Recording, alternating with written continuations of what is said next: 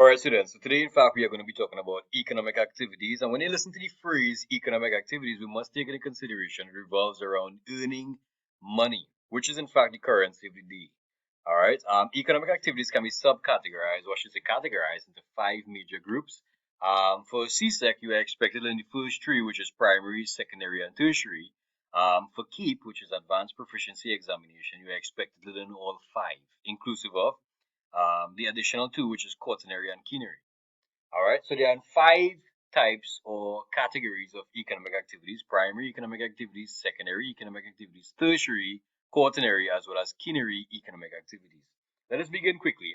But before we jump ahead, let us remember, right? Let us always take into consideration this is not associated only with a specific country or a specific nation or a specific region. Economic activities encompass the entire world.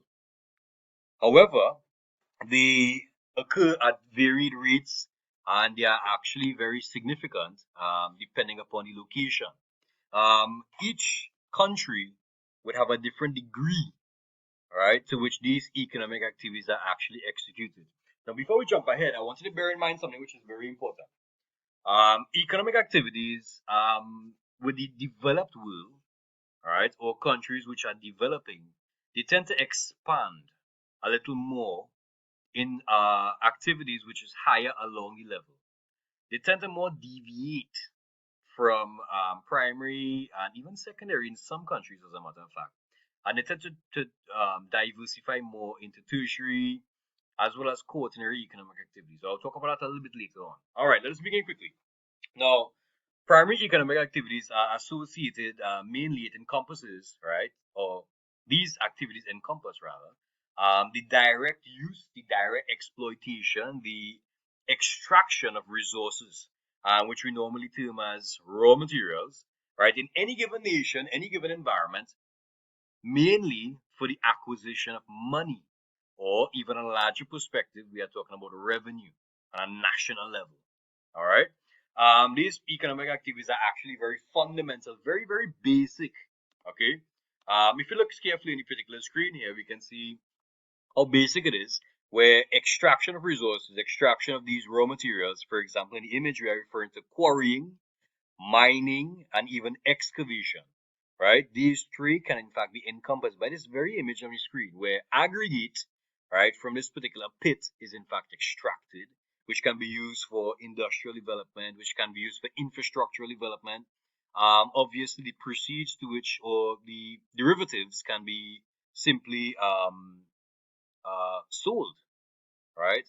And obviously, this will in fact be associated with money. Okay, and we will derive as a nation, we will simply derive a significant quantity in terms of revenue on an annual basis, or perhaps on a progressive level. All right. Now we must also take into consideration fishing. Fishing is in fact very intrinsic upon the Caribbean, primarily because we have very fertile grounds. Our Caribbean waters are filled with bountiful variety of fish because of the warmth, because of the coral reef structures, and also the very distinctive seagrass beds that exist. All right, fishing is also utilized for the purpose of direct consumption. Sometimes, which we'll talk about later on, the catch can simply, the excesses can be utilized elsewhere. All right, we'll talk about that in a little while. Now, fishing, like I indicated, we must bear in mind that commercial fishing, as you can see on the screen here, very large quantities are simply derived and extracted. Now, this is a bit problematic, primarily because commercial fishing generally is associated with large quantities being removed from the natural environment. But like I say, commercial activities are in fact not the only activities which revolve around any economic activity. As a matter of fact, there can in fact also be subsistence or even day-to-day consumption needs by individual persons, right? Mainly for their needs rather than for profitability and exploitative purposes. All right. Okay. The next one I would like to focus upon is in fact hunting. Now, hunting is something which is not new. All right. Hunting is something which has actually been practiced for a very, very long period of time. As a matter of fact, since the beginning, where Man decided to walk the earth. If you want to consider that. Anyway, but hunting is in fact associated with an ancient practice. Even up to today, we utilize more sophisticated means of technology to simply catch our targets. All right. For instance, we can see these three gentlemen here carrying a particular animal. Looks like a deer. In the past, they would have used traditional tools and spears and stuff like that. But today, all right, hunting is in fact associated with a bit more stealth, a little bit more technology involved. We have spears. I'm sorry, we have crossbows. We have arrows and stuff like that. We have darts. All right, we even have guns. All right, now guns are something. These are in fact tools which can simply be utilized for a wide array of hunting initiatives across the board, whether it be temperate, whether it be Arctic, whether it be within the tropics. I personally speaking, in the back of my house, there's a big forested area, and the fact of the matter is that every so often we will hear, especially in the hunting season, we hear a lot of people firing their shots to capture some of these wild game and stuff like that, and even these small animals, for example, the iguanas and even the manikou and stuff like that. Anyway, now sometimes people utilize this as a sport. Sometimes you can utilize it as a means of survival. Simply, they will simply have the meat, and they will simply sell that particular quantity of meat for a specific price, right? And this is a means of survival or perhaps a livelihood that many people embrace right here in Caribbean, right here in Trinidad, but not exclusively. This can actually occur throughout the board, across the world. All right. Now, going further into farming, right? Farming or agriculture. This particular slide or this particular picture on the screen is in fact associated with two very important things. Farming or agriculture does not only, or is not only associated rather with arable or cultivation, utilizing tools simply for plant propagation. All right. As you can see, these two images here, all right, associated with this particular woman. She's simply utilizing a simple tool, which is associated with subsistence farming or peasant farming with simple tools involved. We talk about it later on. All right, in a different video, of course. And we can see also we can utilize heavy machinery. As a matter of fact, this image of this particular gentleman here is simply traversing the land, utilizing his equipment, which is a tractor, and to sustain the needs of the particular environment, which is a very large environment. So arable farming involving crop propagation and development and growth and stuff like that is not only associated. In the image on the top left hand side, we are seeing some cows, for example, and this will fall under livestock farming. All right, livestock farming can be associated with rearing animals, herded animals. Can be associated with poultry, even fish. Right, all of these fall within livestock farming. Okay, where animals are reared for the purpose of food for consumption. Basic requirements are in fact derived from these particular organisms for a wide array, all right, of purposes. All right, food is in fact the main thing. All right. Now, let us move along, right, from this particular point into logging, right? In the past, people utilize forest and whatnot for building materials. We still do, all right? Forests are, in fact, very, very important, where it provides the materials necessary for building, for infrastructural development, for the initial phases of settlement expansion. All right, so there is in fact these activities are in fact very very important with respect to settlement expansion and establishment. Why? Because the forests are utilized as a very vital source, or where the raw materials are extracted for that very purpose. Okay, not only for the purpose of food, where some instances people go hunting and wanting to acquire their food, but also for the purpose of building materials. All right, let's move on quickly into secondary economic activities. Now, secondary economic activities are in fact a little bit more complex than primary economic activities. Why?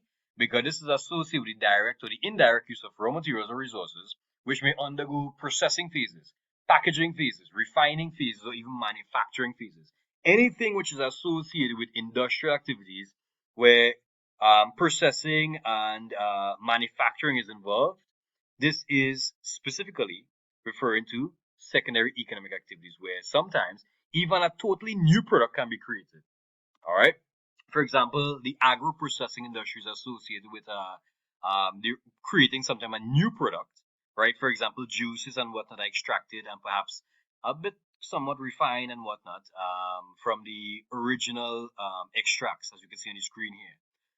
Look at simple as ketchup, right? We cannot plant a ketchup. We don't get ketchup from dirt, but we can plant tomatoes and stuff like that, tomatoes or whatever the case may be, and utilize that in terms of the processing phases to create a new product, which is ketchup.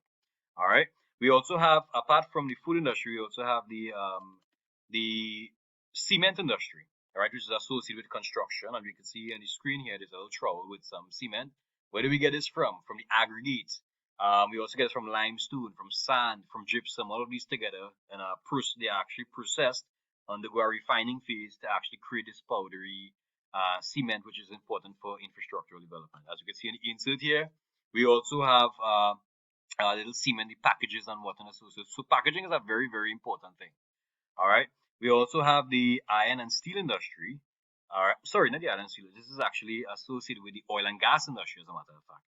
This is in fact the refinery where it is pretty processing do in fact take place. But sometimes you actually have byproducts associated with it. For example, the petroleum industry can produce byproducts, many of which can be associated with rubber. Even fertilizers can be derived from the processing phases from petroleum or crude oil. And like I mentioned earlier, we have the iron and steel industry where these materials can be processed within these very specific factories or industries. All right, which is very, very important in terms of the building and the manufacturing sector. Now, tertiary economic activities are in fact those associated which revolve around the provision of services. Now, services, when we talk about services here, these can encompass a wide array, all right, of activities ranging from communication services, which can be in the form of internet services as well as telecommunication services.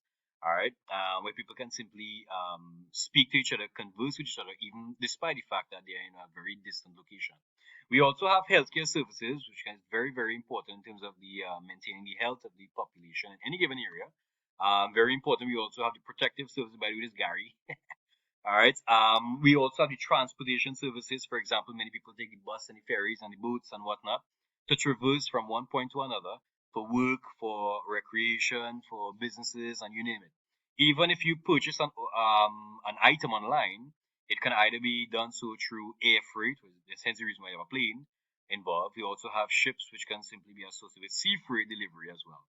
Education is in fact something which is very, very important. As we can see on the screen here right now, we are discussing something. We are in fact associating this aspect of tertiary economic activity in a very practical way. Why? Because we are all learning from this particular video. All right. And we can't, last but not least, we cannot forget entertainment. Sometimes you can use a simple means through which communication is involved, like social media and stuff like that, where we can simply view or embrace entertainment. All right. Now, when we talk about quaternary economic activities, this is highly associated with research and development, or R&D. All right. And when we talk about R&D, we are simply referring to the development or the more innovative means through which new technology is in fact improved or created. And this will not only be associated with technology in terms of mechanics and stuff like that. This can also be associated with even biotechnology as well, medicinal breakthroughs and so forth. All right. So research and development is actually very important because we as a society, as a human society, we simply improve upon our existing activities and existing processes, which is a very innovative route. Okay, last but not least, I would like to talk about culinary economic activities. These activities are, in fact, ones which have the level of dominion over all the other economic activities. All other economic activities are, in fact, hinged upon culinary economic activities. And as a matter of fact, those who are, in fact, involved, referring to the policymakers and high-ranking government officials, they can influence, they can actually make some very significant decisions with respect to the range to which all other economic activities can actually be associated or spread throughout any given geographical area. All right. So the influence is in fact very significant, and they utilize the law. All right. They utilize the government offices to ensure that they have that level of dominion or influence.